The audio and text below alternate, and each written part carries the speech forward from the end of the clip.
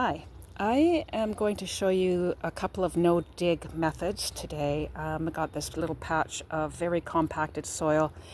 Last weekend I heard a lot of people rototilling, and that is a very quick way to, get your garden going. But the new wave of gardening is the no-dig method. It's both easier, faster, and you're not using fossil fuels, and you're not disturbing the network of the mycelial network below the surface of the soil and all the it's like a universe down there with all the microorganisms. So we're not chopping up my friends the earthworms.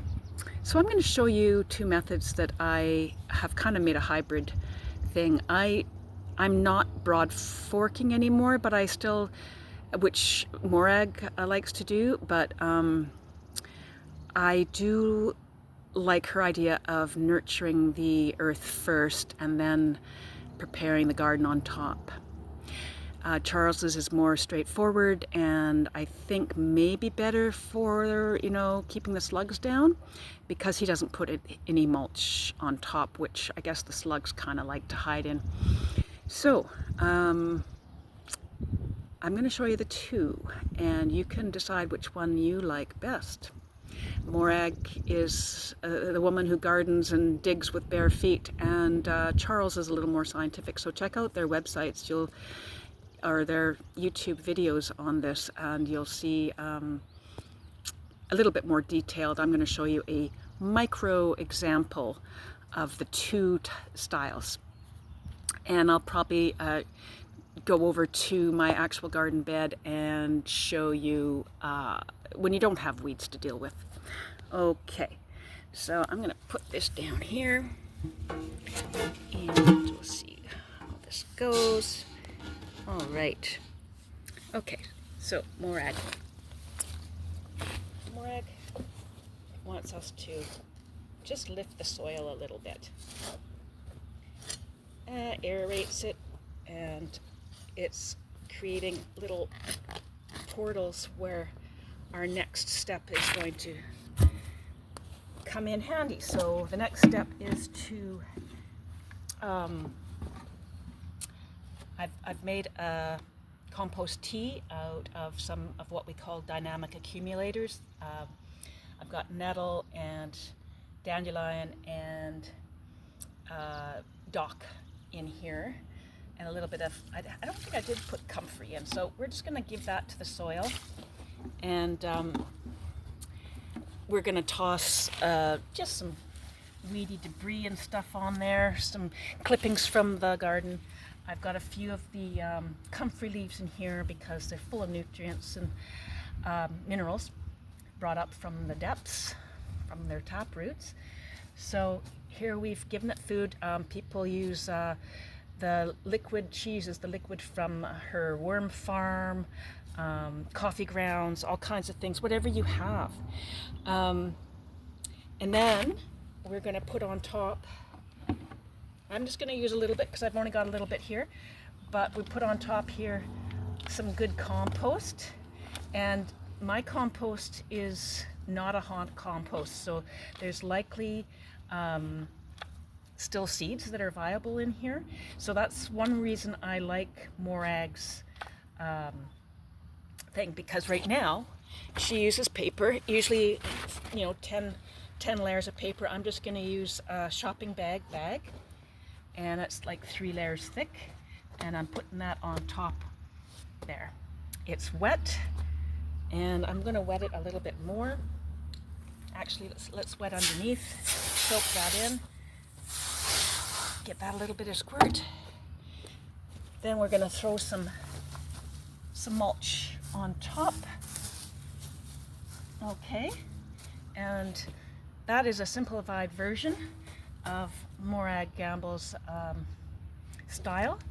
We're going to water that down a little bit more. It doesn't blow away. Now I would leave that for a couple of weeks. The weeds underneath are going to start to die off, and the worms are going to move up into there and start creating soil underneath here. Meanwhile, we've got some of our compost here. Now, in a week or two, maybe more, you can check how it's doing under there, but you just separate the mulch, pierce the paper, which has been wet and soft and it's starting to deteriorate, so it's easy to pierce with your trowel. You can add a couple more handfuls of compost before you plant your seedling in there. Okay, so there's Morag's, very abbreviated version. Now for Charles, he likes to use, he does nothing here. He does nothing here except put down a layer of cardboard. I like the cardboard. It's good and sturdy, and it's a really good weed bearer for those weeds that are persistent. Like we don't have any here, but well, dandelions are pretty persistent, and the buttercup very persistent. If they poke through, try and pull them, and then just slide some more weed barrier in there, and just let it keep doing its thing.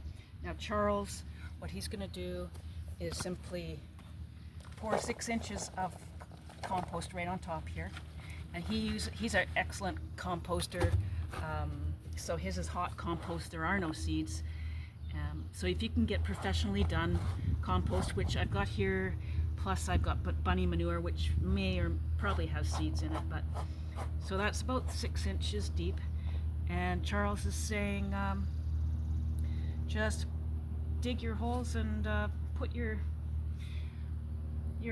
plant plugs right in there, your seedlings, and water, and there you go. Go to town. You're done. So those are the 2 easy methods, and I'm just going to show you. I'll put the links in if I can figure out how below, and so you can go to their YouTube videos to get the full thing. But that is basically it. Super easy.